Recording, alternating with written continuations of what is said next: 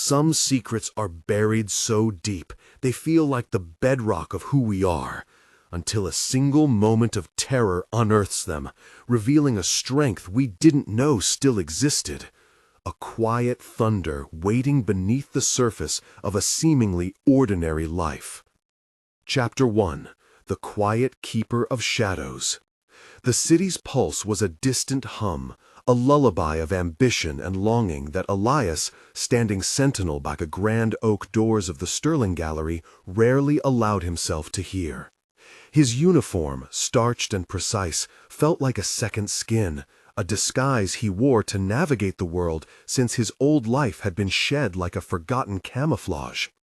His face, etched with the subtle lines of a man who had seen too much and spoken too little, was a canvas of quiet resilience.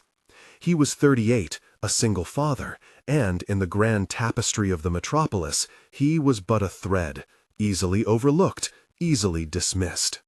The Sterling Gallery itself was a cathedral of curated beauty, its marble floors reflecting the diffused glow of recessed lights like a tranquil lake under a pale moon. Priceless art adorned the walls, silent witnesses to the comings and goings of the city's elite, their hushed conversations drifting like smoke from a candle just blown out. Elias knew every curve of the ancient Greek statues, every brushstroke on the abstract masterpieces, every glint of light on the diamond-encrusted relics. He knew them not with the connoisseur's eye, but with the weary vigilance of a protector. His job was to stand, to observe, to be a silent guardian of beauty that was not his own. But what no one saw, what no one even suspected, was the intricate, battle-forged machinery beneath the quiet exterior. The disciplined breath, the watchful eyes that missed nothing, the way his body held itself with an economical readiness, these were remnants of a life he had deliberately buried. A life where the stakes were not millions of dollars in art, but the very breath in a comrade's lungs, the fragile pulse of a nation. Elias had once been a ghost in the shadows, a whisper in the storm, a highly decorated operative in a clandestine unit of the Special Forces. He had moved through the world like a hunter, precise and deadly, his purpose clear, his resolve unshaken. That was before the car crash, before the twisted metal and shattered glass took Amelia, his wife, his anchor, his reason for existing outside the grim theater of war. Before the world had narrowed to a single fragile point, his daughter, Lily. Her laughter, like scattered pearls, was the only music that truly resonated in his quieted soul. Her wide, innocent eyes, so like her mother's, were a constant reminder of everything he had lost and everything he still had to protect. After Amelia, the roar of battle had become a hollow echo, the precision of a mission a cold comfort.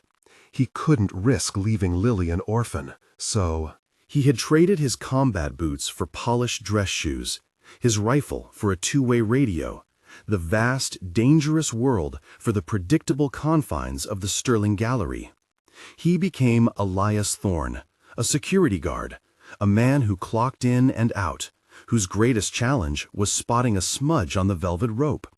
He became invisible, and for a long time, that invisibility felt like safety. It felt like penance. Tonight, the gallery hosted a private viewing for the unveiling of the Whispering Jewel, a legendary sapphire rumored to have once belonged to Cleopatra, its blue depths said to hold ancient secrets. The air thrummed with subdued excitement, the clinking of champagne glasses and the low murmur of sophisticated voices. Among the gilded patrons moved Mrs. Eleanor Albright, the gallery's formidable owner. She was a woman carved from granite and silk, her silver hair coiled impeccably, her gaze sharp enough to pierce pretensions. Eleanor Albright was a legend in the art world, a titan of taste and finance. But there was a vulnerability hidden deep within her, a quiet sorrow, much like the untold stories behind the museum's hushed walls. She wore it like a rare brooch, beautiful but almost imperceptible. She carried the weight of her family's legacy, a legacy she felt constantly pressured to uphold and protect. She saw Elias, as she saw all her guards, as fixtures, necessary, reliable, ultimately interchangeable. Thorn, she nodded, her voice crisp as starched linen, as she swept past him, her eyes already scanning the room for potential patrons, for any hint of imperfection. She didn't expect a response, and Elias didn't offer one beyond a slight, respectful dip of his head. He was merely a shadow in her bright world, a silent guardian of the treasures she held dear. He knew his place. He had chosen it. For Lily. Always for Lily. The memory of her small hand in his, the feel of her soft hair against his cheek as he tucked her into bed, was a shield and a balm, a quiet prayer he carried in his heart. It was the only thing that made the uniform, the quiet invisibility, bearable. It was the price of peace, a peace he clung to with the fierce desperation of a drowning man clinging to a piece of driftwood. Chapter 2. Echoes of a Distant Storm. The night deepened, a velvet cloak descending over the city. Inside the gallery, the whispering jewel gleamed from its reinforced glass case, a mesmerizing blue eye drawing all attention. Elias moved through the periphery, a ghost among the living, his senses subtly attuned to every shift in the atmosphere. It was a habit born of necessity, honed in environments far more dangerous than this gilded cage. He noticed the casual glance that lingered too long on a security camera, the nervous fidgeting of a server, the way a man in a tailored suit kept adjusting his tie, not out of discomfort, but perhaps out of a practiced distraction. Small things, imperceptible to most, but to Elias they were discordant notes in an otherwise harmonious symphony. His mind, however, drifted. It always did, in these quiet moments between rounds. He saw Amelia again, her laugh echoing in the hollow chambers of his memory, bright and clear as a mountain spring. She had loved art, but not the expensive, curated kind.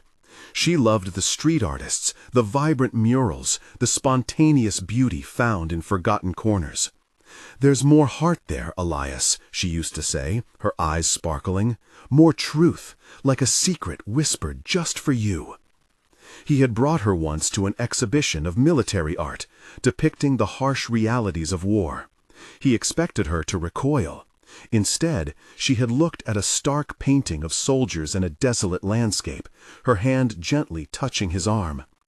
"They're just trying to come home, aren't they?" she had murmured. "Like you." And he had come home, but the home he found was quieter, emptier, haunted by her absence.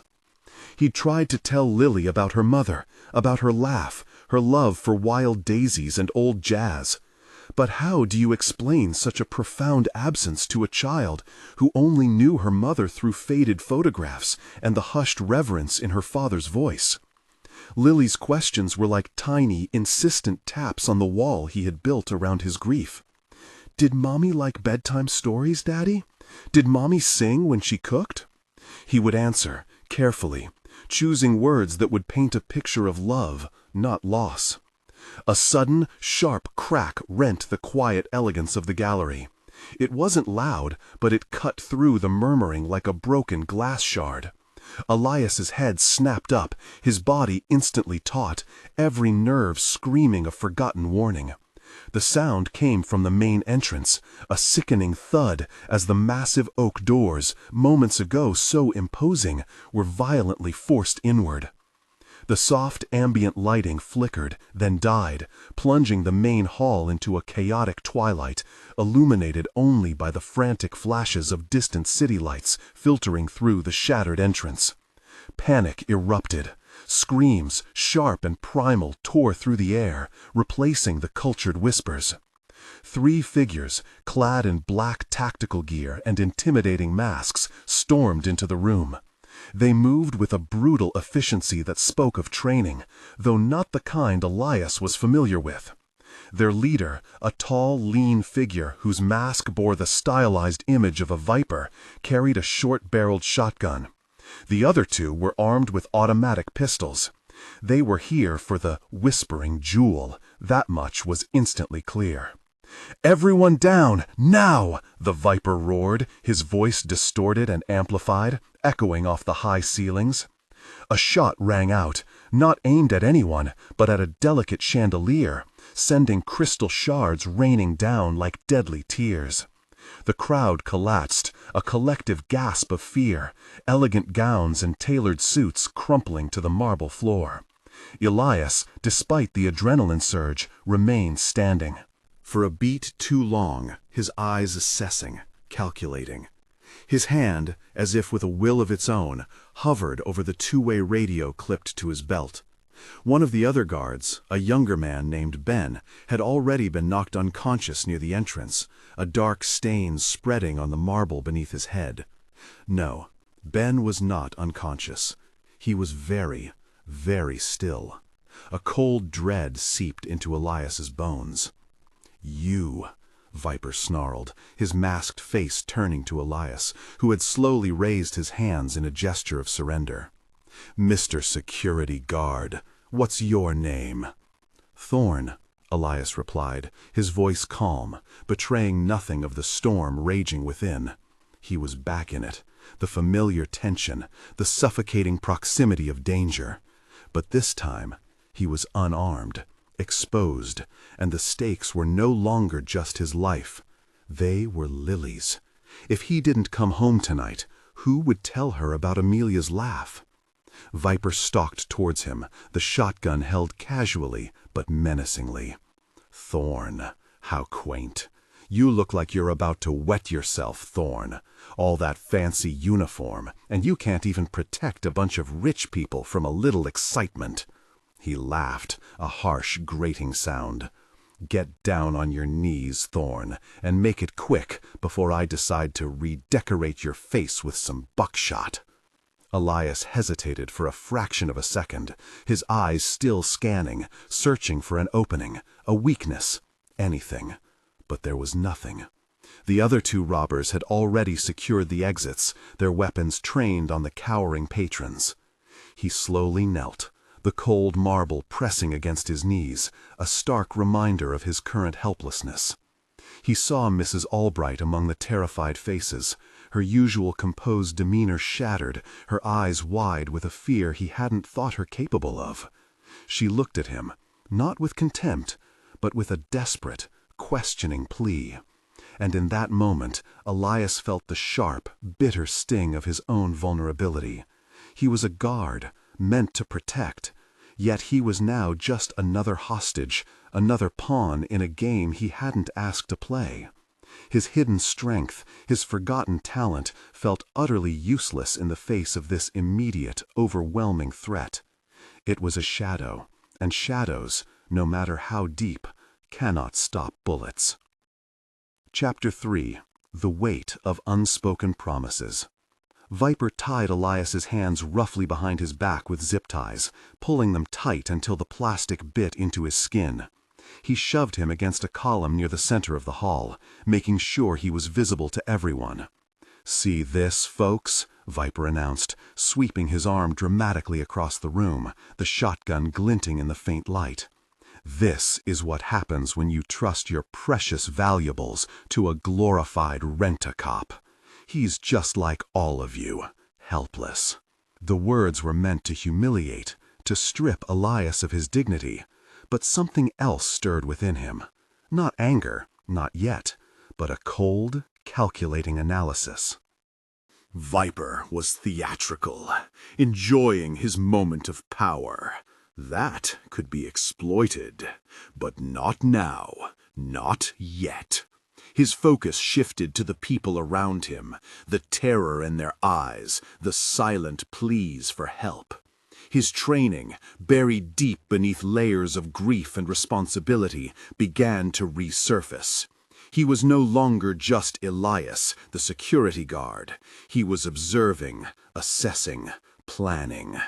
He looked at Mrs. Albright again, her face pale, a single tear tracing a path down her powdered cheek. She looked small, diminished, her usual aura of untouchable power utterly gone. Her vulnerability was stark, raw, exposed. Elias understood it, the feeling of losing control, of watching everything you've built crumble. He remembered a mission, years ago, in a remote village where a warlord had taken children hostage. The helplessness had been suffocating, but it had also ignited a fierce, unyielding resolve. He'd made a promise that day, a silent vow to himself, to always fight for the innocent, no matter the cost. He saw that same innocence, that same helplessness in the eyes of the patrons now. Viper turned his attention to the Whispering Jewel, making a show of approaching its reinforced case. One of his accomplices, a burly man nicknamed Brute, began to set up a small specialized cutting tool. The other, Ghost, kept his weapon trained on the hostages, moving with a predatory grace. "This is going to take a while, folks," Viper purred, his voice dripping with malice. "So let's make ourselves comfortable. Anyone tries anything stupid, and our friend here, Thorn, gets a bullet in the head. Understood?" He gestured towards Elias with the barrel of his shotgun, a casual threat that hung heavy in the air. A wave of fear rippled through the hostages.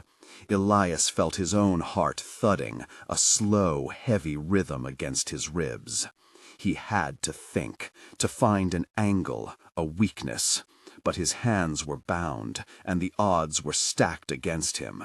He remembered Amelia's voice, a soft whisper from the past. "You always find a way, my love. You always do." He closed his eyes for a brief moment, picturing Lily's face, her bright, trusting smile. He couldn't fail her. He couldn't. Suddenly, Viper walked back towards Elias, a cruel smile evident even behind his mask. "So, Thorn," he said, tapping Elias's cheek with the cold steel of his shotgun barrel. "What kind of life do you live, guarding other people's trinkets? Must be exhilarating. Don't you ever feel like you deserve more?" His words, though mocking, struck a nerve. They echoed the very pain Elias felt daily, the invisibility, the feeling of being unvalued, of having once been so much more. "Bet you have a wife, maybe some kids, waiting at home, oblivious to the fact their hero dad is just a glorified doorman." Elias clenched his jaw, the muscle twitching. "Leave my family out of this." His voice was low, laced with an undertone of warning that Viper, consumed by his own arrogance, completely missed. Viper laughed. "Ooh, tough guy. What's she going to think, your little girl, when she finds out her dad couldn't even protect a few shiny rocks? What's her name? Little Lily, perhaps?" The mention of Lily, of her innocence being dragged into this grime, was a raw wound. It wasn't just mockery, it was an invasion, a desecration. A familiar, cold fury, long dormant, began to stir in Elias's gut. He remembered a moment from his past, a training exercise where his instructor had pushed him to his breaking point, verbally assaulting his family, trying to shatter his composure. Elias had almost snapped then, but he learned to channel that rage, to transform it into ice-cold precision. He was learning to do it again. "You really think you're going to get away with this?" Elias challenged, his voice still low, but now with an edge, a quiet strength that made even Ghost, the more perceptive of the robbers, glance his way. Viper leaned in, his mask inches from Elias's face. "Oh, I know I am, Thorn, because you're nobody. Just a cog in the machine, a disposable uniform. You think your life matters to anyone but that little girl you're so worried about? You're a security guard. I'm a professional. There's a difference." He pulled back, a contemptuous sneer visible. "And soon the whispering jewel will be mine, and you'll still be stuck guarding an empty display case, wondering where it all went wrong." The words were designed to break him, to expose the fragility of his new humble life. And for a fleeting moment, they did. Elias saw Amelia's face again, not smiling, but looking at him with concern, as if sensing the weight he carried. He remembered the dreams they had, simple dreams, of a life free from conflict, raising Lily, growing old together. Those dreams had shattered with her. Now he was clinging to the fragments, trying to build something resilient for Lily. Viper's words were like an axe to those foundations. But then another image flashed in his mind. Lily, her face streaked with tears after a scraped knee, looking up at him, trusting him to make it better. And he had. He had always made it better. He was her protector, her hero, even if the world saw him as just a guard. The quiet strength wasn't buried, it was simply waiting. He felt a shift within him, a subtle hardening, like steel being forged in a silent fire. The insults, the threats, the mockery, they weren't breaking him. They were waking him up. The ghost of the Special Forces agent, the quiet storm, was stirring. Chapter 4: The Unmasking of a Shadow.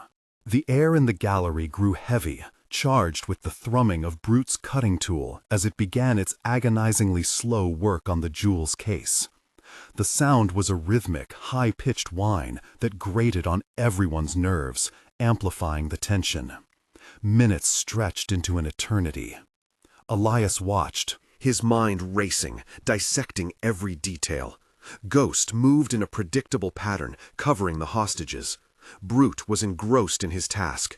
Viper, still riding the high of his power, was less focused, pacing, occasionally checking his watch. Elias noted the layout of the room, the distance to the emergency exits, the position of a heavy bronze sculpture. He considered the structural weaknesses of the column he was tied to. He felt the circulation slowly returning to his hands, the initial numbness replaced by a dull ache. He tested the zip ties again, subtly, patiently. They were tight, but not unbreakable. He had been in worse restraints, much worse. A sudden, sharp cry from one of the hostages broke the tense silence. An elderly woman, frail and terrified, had collapsed. Her breathing was shallow, ragged.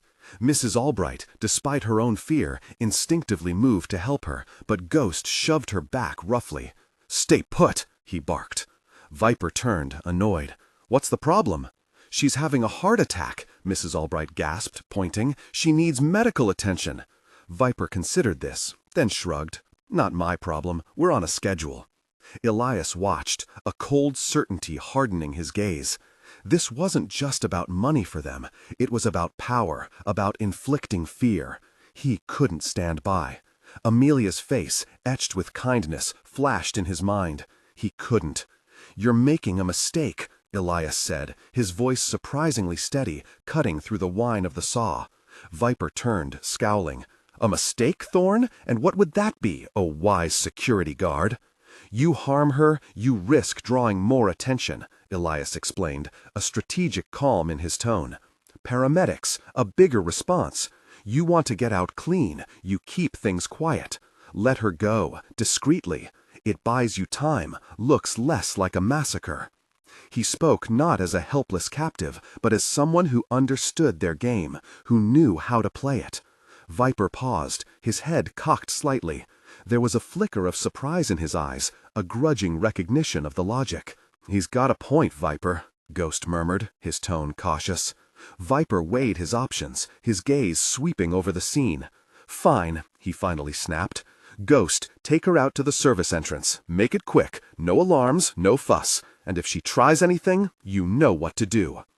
As Ghost moved to assist the woman, Elias seized his moment. He twisted, using the slight slack gained from the robber's distraction, pulling with all his might against the zip ties, focusing his strength, recalling years of combat training where escape was not an option but a necessity.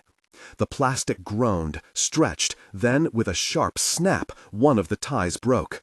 He quickly, silently worked on the other, hidden from view by the column. It was imperfect, but his hands were free, albeit raw and bleeding.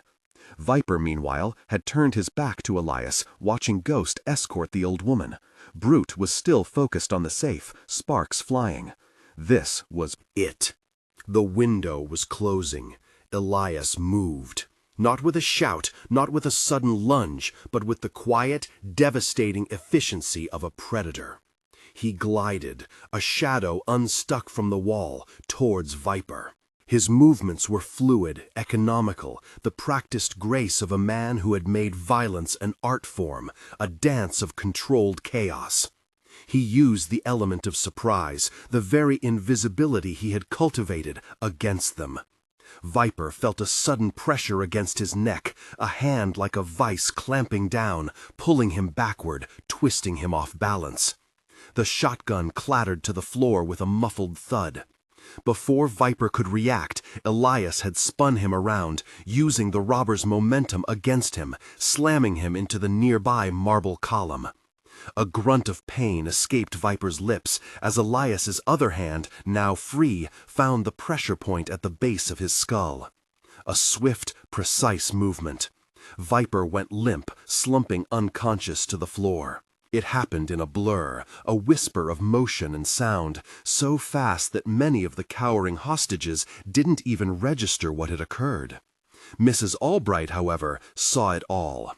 Her eyes, wide with disbelief and dawning awe, followed Elias's every move. The quiet security guard had vanished, replaced by a force of nature, a coiled spring of controlled power. The transformation was absolute. The humble doorman was gone, and in his place stood a warrior. Brute, startled by the sudden silence from Viper, looked up from the safe, his eyes widening as he saw his leader sprawled on the floor, and Elias standing over him, his face a mask of cold resolve. "What the—" Brute began, reaching for his pistol. But Elias was already moving. He kicked the discarded shotgun away, then lunged towards Brute. This was not about brute force, but precision. He dodged Brute's clumsy lunge, his hand darting out, finding the nerve cluster in Brute's arm, twisting, disarming him with a sickening crack. Brute roared in pain, dropping his pistol. Elias followed with a swift, calculated strike to the solar plexus, doubling Brute over, then a knee to the chin. Brute crumpled. Silence. Utter, profound silence descended upon the gallery. The only sounds were the ragged breathing of the hostages and the faint, almost imperceptible hum of the city outside. Ghost, returning from the service entrance, froze at the sight, his pistol still in his hand, but his mind reeling. He was good, but Elias was better. Ghost knew it in the instinctual way a predator recognizes a superior hunter. He quickly weighed his options: fight and die, or run and live. His survival instincts kicked in. With a swift, practiced movement, he opened a service door and melted into the shadows, vanishing as quickly as he had appeared. Elias didn't pursue. He had secured the immediate threat. He had protected the vulnerable. And Ghost, he knew, would live to regret not staying. Elias stood in the center of the hall, breathing heavily but evenly, the adrenaline coursing through him. His eyes, no longer those of a weary guard, gleamed with the sharp, focused intensity of a man who had reclaimed his true self. The stillness was almost deafening, broken only by a few muffled sobs from the stunned crowd. The whispering jewel still gleamed in its half-opened case, untouched. Mrs. Albright slowly pushed herself up, her gaze fixed on Elias. Her mouth was slightly agape, her eyes filled with a mixture of shock, reverence, and a profound, wordless understanding. The man she had seen as a mere fixture, an interchangeable uniform, had just saved them all. He had performed a silent symphony of controlled violence, a raw and powerful ballet that had revealed a depth she hadn't even imagined. The humiliation, the terror, the mocking words of Viper, they had all been shattered, rendered meaningless by the quiet strength that had finally, gloriously, been unmasked. 3. Chapter 5. The Unseen Threads of Resilience. The police sirens wailed in the distance, growing louder, closer, shattering the last vestiges of silence in the gallery. Elias moved among the still stunned hostages, his movements fluid, efficient. He checked on the elderly woman, confirmed she was still breathing, slowly recovering. He retrieved the robbers' weapons, placing them out of reach. He checked on the young guard, Ben, confirming that he was indeed just unconscious, not worse. His composure was absolute, betraying nothing of the internal quake that had just erupted within him. Mrs. Albright watched him, mesmerized. The air around Elias had changed. It was no longer the faint echo of a quiet man, but the resonant hum of powerful purpose. She saw the raw scrapes on his wrists where the zip ties had bitten deep, the faint tremor in his hands, the only outward signs of the tremendous effort he had just exerted. She saw the haunted depth in his eyes, a wisdom born of trials she could only imagine. This was not just a security guard. This was something else entirely, something formidable. When the uniformed officers stormed in, weapons raised, they found a scene entirely different from what they expected. The robbers were subdued, disarmed, and unconscious. The hostages, though shaken, were safe. And Elias Thorne stood calmly, a silent sentinel, pointing to the evidence, explaining with concise, professional precision what had transpired. He spoke with the clear authority of a man who had been through this before, not as a victim, but as a master of the situation. The officers looked at each other, confused, then impressed. This was not standard security guard protocol. Later, as the chaos slowly subsided, as statements were taken and paramedics attended to the traumatized, Mrs. Albright sought out Elias. He was leaning against a wall, away from the questioning, his gaze distant, lost in a world only he could see. The adrenaline was fading, leaving behind a profound weariness. "Mr. Thorne," she said, her voice softer than he had ever heard it, infused with a newfound respect that bordered on reverence. He turned, his eyes still holding the echoes of the storm. "Mrs. Albright," he replied, his voice raspy. That was extraordinary," she began, struggling for words. I've never witnessed anything like it. Who are you, really?" Elias hesitated. Then, with a deep sigh, he met her gaze. "I was once a Special Forces operative, ma'am. After my wife, after Amelia passed, I left. For my daughter. For a quieter life." His voice was devoid of self-pity, just a statement of fact, weighted with the years of sacrifice. Mrs. Albright felt a pang of understanding, a resonance with her own buried grief, her own lost passions. She had lost her younger sister years ago in a climbing accident, a sister who had been the vibrant, adventurous counterpart to Eleanor's own measured existence. Eleanor had buried her adventurous spirit with her sister, choosing the safe, predictable world of art and finance. She saw in Elias's eyes a similar kind of quiet loss, a strength that had been repurposed for love and loss. "A quieter life," she repeated, a ghost of a smile touching her lips. "It seems a quiet life has a way of finding its own drama, doesn't it?" She paused, her gaze sweeping over the ravaged gallery, then returning to Elias. "I misjudged you, Mr. Thorne, terribly. I saw a uniform, not a man. Not a hero." Elias merely shrugged, a subtle gesture that spoke volumes. "I'm not a hero, ma'am. I just did what was necessary. For Lily. For everyone." He looked around at the faces of the relieved, grateful patrons, some still tearful, others offering shaky smiles. He felt a different kind of exhaustion now, one that reached deep into his soul. The hidden part of him had been exposed, not by choice, but by necessity. And in that exposure he felt a strange sense of liberation mingled with trepidation. The wall he had built was breached. A police officer approached, asking Elias to sign a final statement. As he did, Mrs. Albright watched him, a new thought forming in her mind. This man, Elias Thorne, was not just a guardian of art. He was a guardian of deeper things: courage, resilience, the quiet dignity of a life repurposed by love and loss. He was a testament to the hidden depths of the human spirit, a beacon of strength often found in the most unassuming places. She saw the raw lines of his face, the faint scar above his eyebrow, the way his shoulders still carried the unspoken weight of his past. And in that moment, for the first time in years, Eleanor Albright felt a stirring within her own quieted heart, a fragile spark of connection to a world beyond the polished art and hushed conversations. She saw in Elias not just a protector, but a reflection of the unacknowledged strength that often lies dormant within all of us, waiting for the crucible of crisis to reveal its true, brilliant form. Chapter 6.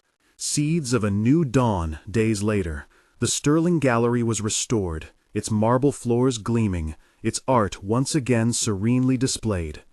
The Whispering Jewel, now under even more stringent security, shimmered with an almost mystical light, as if bearing witness to the events it had inadvertently caused. Elias was back in his uniform, standing by the grand doors, but everything had changed. The patrons, the staff, even the younger guards, now looked at him with a mixture of awe and respect. The invisibility he had sought was gone, replaced by a quiet reverence. His daughter, Lily, was still oblivious to the full extent of his heroism, though she sensed a shift in her father. He seemed a little lighter, a little more present. He still tucked her into bed, still told her stories, but there was a new cadence to his voice, a subtle strength that resonated even in his gentle words.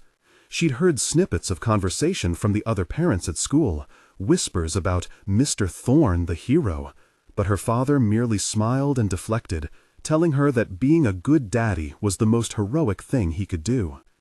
Mrs. Albright had asked to speak with Elias privately. She led him not to her lavish office, but to a small, sunlit courtyard hidden within the gallery's complex, a place she usually reserved for quiet contemplation. A delicate cherry blossom tree shed its petals like pink snow, dusting the stone bench where she sat. "Mr. Thorne," she began, her gaze serene, "I wanted to offer you more than just my gratitude. I want to offer you a new position, one that truly reflects your capabilities. Head of security for the entire Albright Foundation. It's a global role, overseeing multiple properties, designing and implementing state-of-the-art protection systems. It would mean travel, significant responsibility, and a salary that would ensure Lily's future is more than secure." She paused, letting the weight of the offer settle. It would also mean leaving the doors, becoming visible again. Elias looked out at the cherry blossom petals dancing in the breeze, a symbol of fleeting beauty and resilience. The offer was life-changing.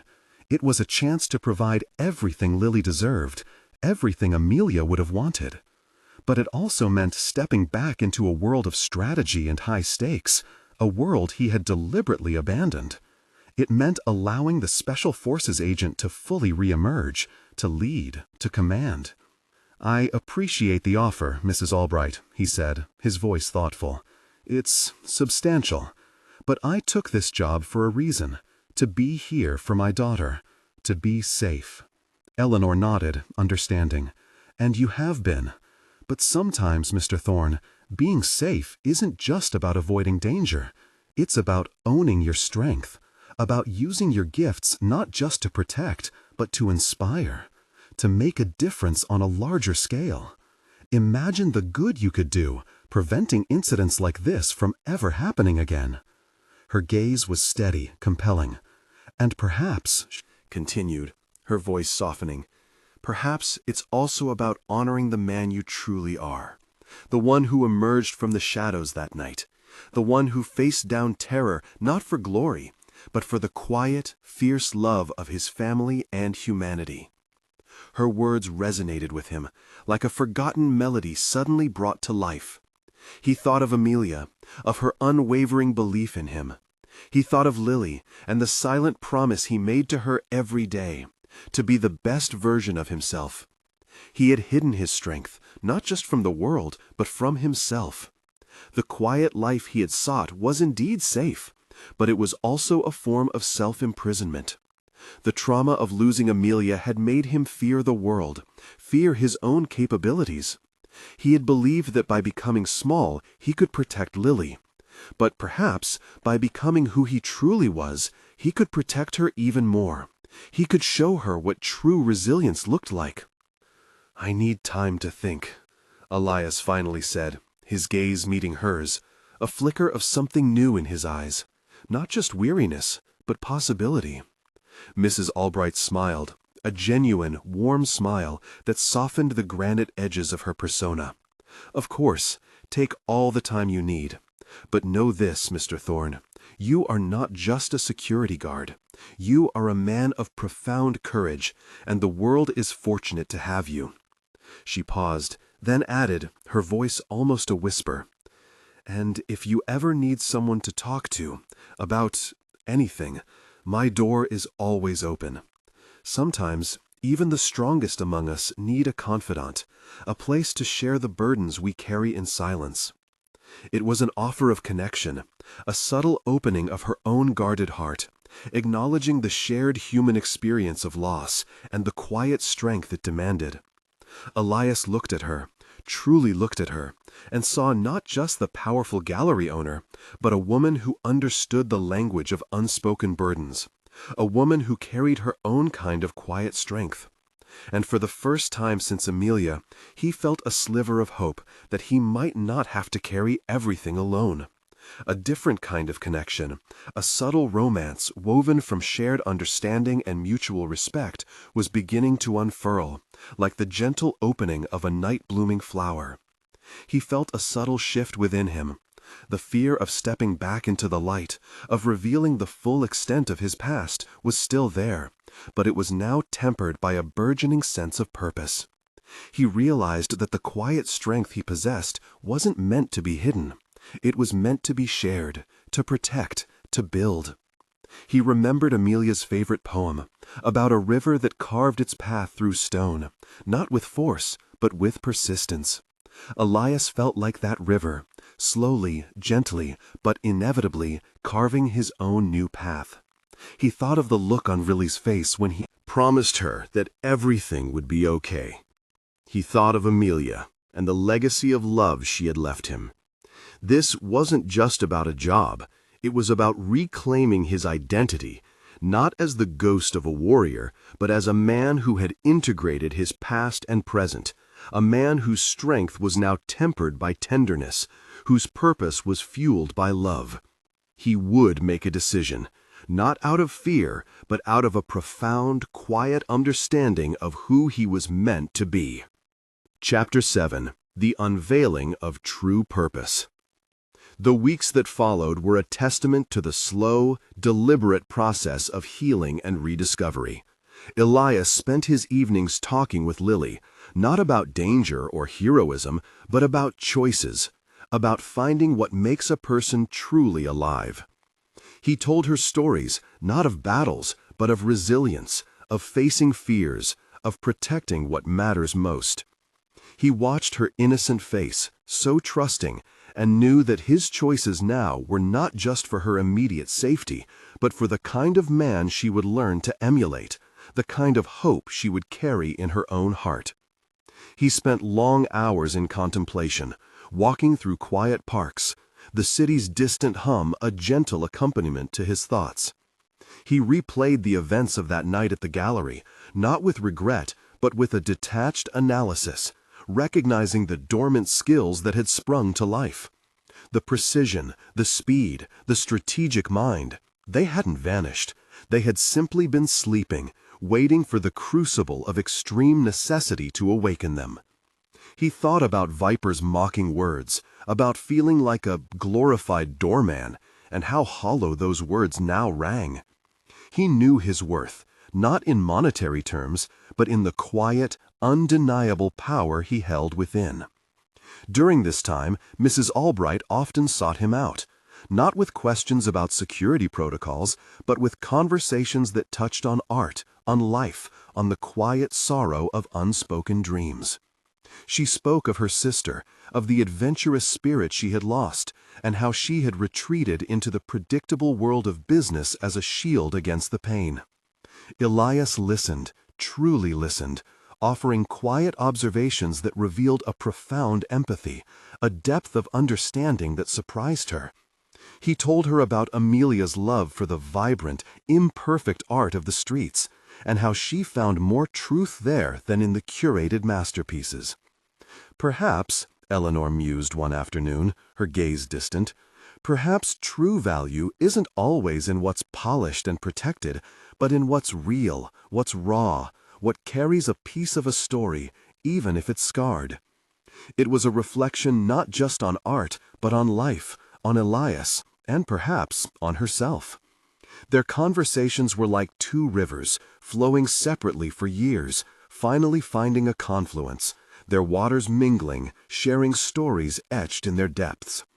There was no grand romantic gesture, no sudden declaration, but a subtle, growing understanding, a quiet comfort. In each other's presence that spoke of a deep human connection. One evening, as the sun dipped below the horizon, painting the sky in hues of fiery orange and soft violet, Elias found Mrs. Albright in the gallery's grand hall, standing before a newly acquired piece, a stark, powerful abstract painting, full of vibrant, restless energy. "It reminds me of you," she said softly, without turning, knowing he was there. Beneath the calm, there's an incredible force, a storm of purpose waiting to break free. Elias stood beside her, his gaze taking in the painting, then sweeping around the grand hall. He saw the whispering jewel in its case, shimmering, but his eyes lingered on the quieter pieces, the landscapes, the portraits of forgotten faces. He felt the weight of the new offer, the immense responsibility, but also the profound potential. He could shape security, not just react to threats. He could use his unique experiences to protect not just valuable objects, but lives, dreams, the very fabric of peace. "I accept your offer, Mrs. Albright," Elias said, his voice firm, clear, resonant, "but under one condition." Eleanor turned, her eyes curious, a faint smile playing on her lips. "And what might that be, Mr. Thorne?" "I want to make sure my daughter, Lily, understands that even when danger comes, quiet strength and kindness are always the most powerful weapons," he explained, his gaze earnest. "I want to show her that true security isn't just about locks and alarms, but about building a world where people look out for each other, where every life is valued." Eleanor's smile widened, her eyes shining with a warmth that reached her heart. "That, Mr. Thorne, is a condition I wholeheartedly embrace. In fact, I believe it's the very foundation of what we should all strive for." She extended her hand, not for a formal shake, but in a gesture of shared understanding, a silent pact. Elias took it, his grip firm, warm.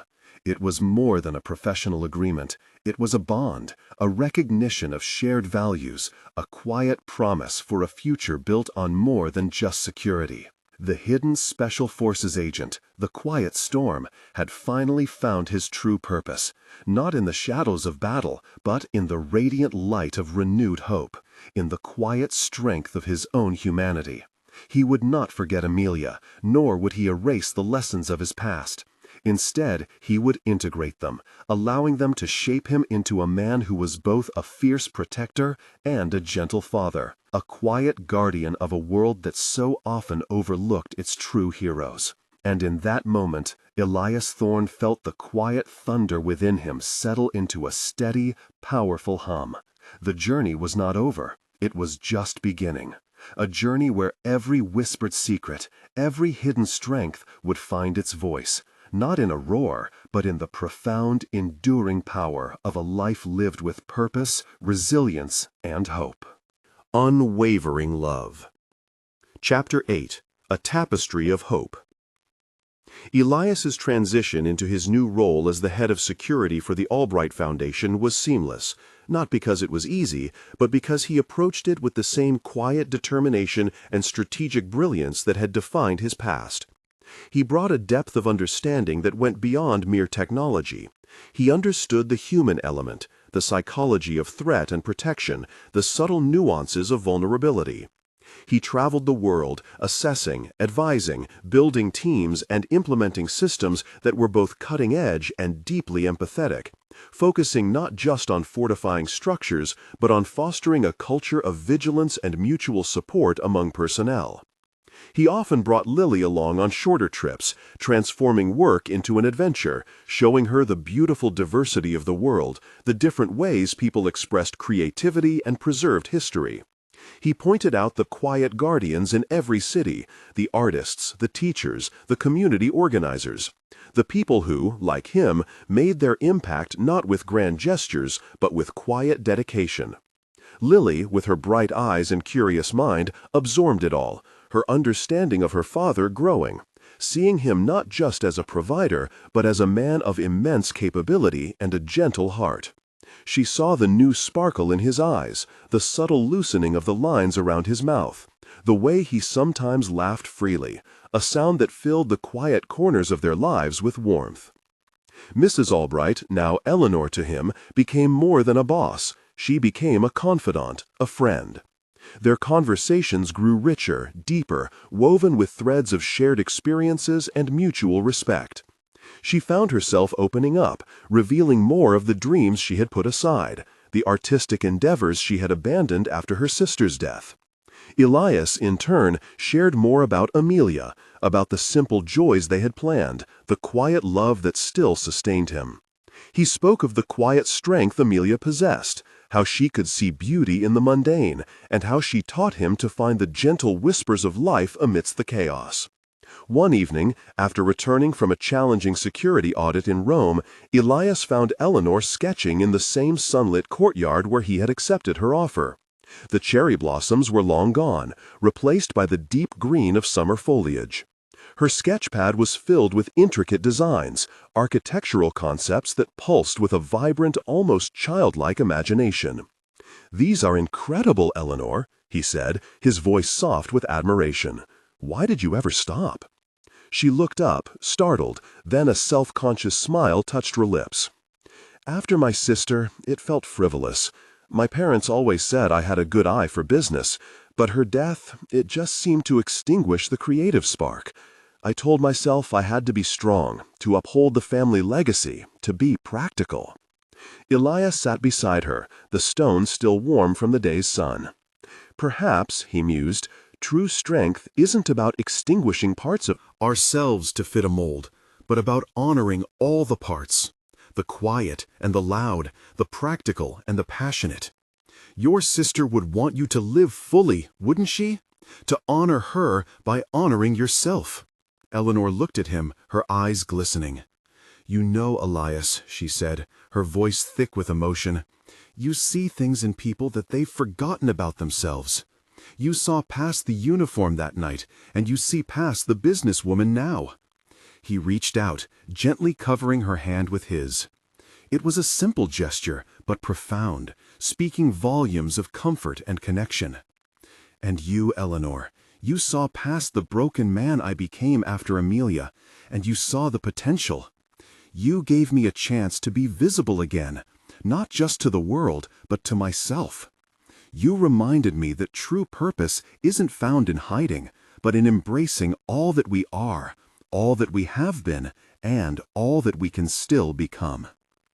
Their gazes met, and in that shared moment, a silence descended, profound and meaningful. It was a silence filled with empathy, with understanding, with the quiet bloom of a connection that had grown from the ashes of fear and loss. It wasn't a whirlwind romance, but something deeper, more enduring, a subtle dance of two souls finding solace and strength in each other, recognizing the shared scars of life and the quiet courage it took to heal. Months turned into a year. The Albright Foundation thrived under Elias's enhanced security.